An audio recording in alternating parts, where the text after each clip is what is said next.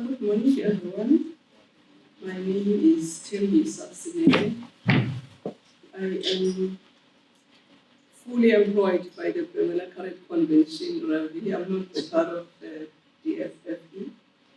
But what happens is that the Current Convention within the country, the focal point department is the Department of the FFE, Forestry, Fisheries, and the Environment. So the Current Convention office is then attached to the department. I previously worked for the FFE, which I think that's where the confusion is. In terms of the agenda, I am giving the overview in terms of who the Current Convention is. So those that we are conducting during the preparation towards this day or this week, they may have heard a lot about the Current Convention and having supported and provided the resources for this training, which is why then I am giving that opportunity just to give the overview. I have distributed our calendars and the folders in here with extensive information around our projects and our program. So I will just highlight a few things from the one page that I'm going to read in here. The Current Convention is a multi-sectoral intergovernmental organization that is established by the Republic of Angola, Namibia, and South Africa to promote a coordinated approach to long-term conservation, protection, and actual sustainable use of the current large marine ecosystem.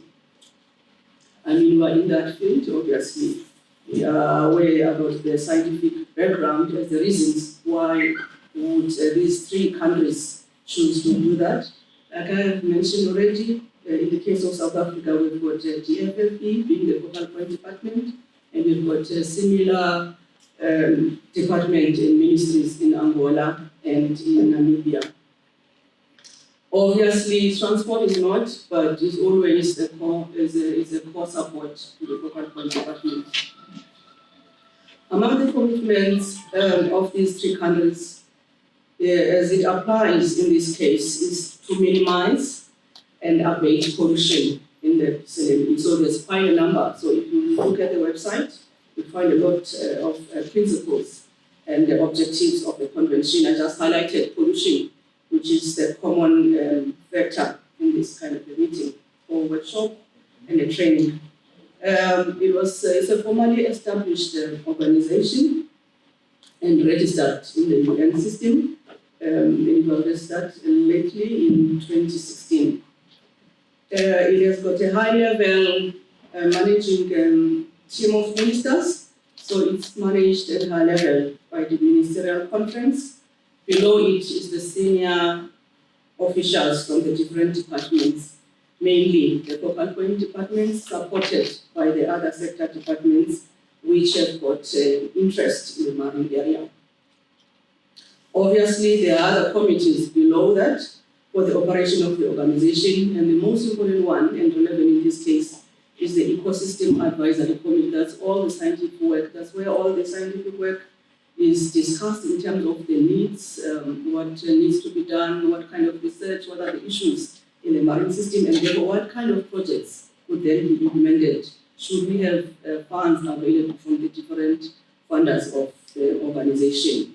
We have got the minimum fund that is funded from these countries or contributed by the countries is mainly for the administrative running of the organization. Otherwise, the actual implementation or to make an impact to the system is through donor funding, which then is channeled through the PCC to actually deliver on the specification of that particular project.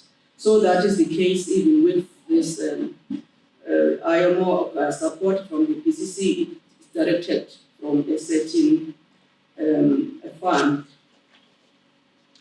And then the vision of and objectives of the Current Convention are pursued through the implementation of the Strategic Action Program that you may find in the folder that I've shared. That just specifies the different thematic areas and the programs that would need to be followed to the same course of protecting, conserving, and ensuring that we do not misuse the resources within the Current Convention. And that is where all the types of projects are drawn in. So if there's an interest to sponsor or to provide support, then that particular project must be aligned within that strategic action program. So it's important to have a look at that if you've got intentions to source some support from the Criminal Current Convention. Obviously, that SAP, the Strategic Action Program, it has been informed by the groundwork scientific investigation of the needs on the ground. What are the things that is in the ecosystem? How best can we address those? So a TAA process was undertaken as a transboundary diagnostic analysis in 2013. So pollution was identified as among the key areas that need focus in terms of resources to deal with, particularly those that are caused from the oil spills. As such, currently, the Criminal Current Convention has commissioned a study to identify the oil spills risk assessment throughout these 3 countries. So I see there's a big group in here, and I suppose you will be working hand in hand with the people that are assisting the Secretariat to really deliver around that kind of a study. Mainly, that study is looking at the current oil spill risk profile of these 3 countries, identify the gaps that are existing in terms of oil preparedness, response arrangements, and equipment that is needed to address such oil spills. So I am sure within that team, the exercise and all what is going to be happening in here is fitting in that kind of the study. And also, that study will recommend the modalities for enhanced cooperation among the PCLM states in the oil spills response. That is why it's important for you to actually provide an input so that we represent the chapters for South Africa well in terms of what we will then have as a regional risk assessment for the 3 countries. There is a regional task team on oil spills and ballast water, which is recently established. There we have got representation of institutions that are working around the oil spills as well as the ballast waters. So we have got, for example, in tourism, I think I've just identified Captain Ravi. I don't know who else is sitting in that.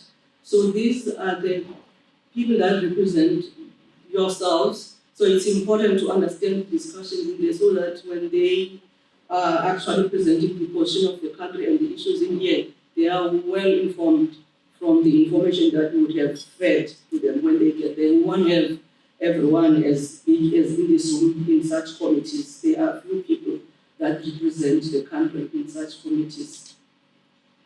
There is an upcoming interest around the wildlife, which has always been just an annexure to the actual oil spills plans, which is now listed as something that needs special focus. South Africa provided and requested resources to strengthen that area for the country, which PCC is also supporting in South Africa. There is a training that happened on the oil wildlife preparedness response and contingency planning. We are hoping the people that were trained there will join you in the deployment exercise. I saw the program. It does talk to the rescue of the oil wildlife. So the people that were trained through the resources or the support that we offered to the country, it will be a good platform to test what they learned during that training. That also talks to the management plans for some of the beds in the west coast. So those are kind of supports that are provided, which are in line with what you are doing here. Otherwise, the list is very long in terms of the projects that are running in the country that are supported from the regional body, which is the Criminal Current Convention. As I end, I would just like to congratulate the Department of Transport through SAMSA and all the supporting institutions or agencies to that, to have allowed the Bemela Current Convention, which is previously known as interested in fisheries. Now that we are more on ocean governance and expanding the scope, we have taken pride that we have got the transport, shipping, oil spills issues addressed within the organization. We are seeking or we wish to eventually get to the establishment of a regional contingency plans, and those will be informed by what is happening in the countries. Obviously, in the 3 countries, there's already national plans, but the intensity or the level of those will then be tested, for example, during the exercises on Thursday and Friday. So I'm sure, we'll be open up should there be a need to adjust or refine some of the areas in there. This is a learning and a testing opportunity. I am glad that Namibia and Angola colleagues have been welcome to be part of this, because the intention is to harmonize this kind of work, learn lessons and share experiences. With that said, let me just end in there and wish you well during the training and during the exercise, and thank you for the opportunity. Thanks, Captain Bradley.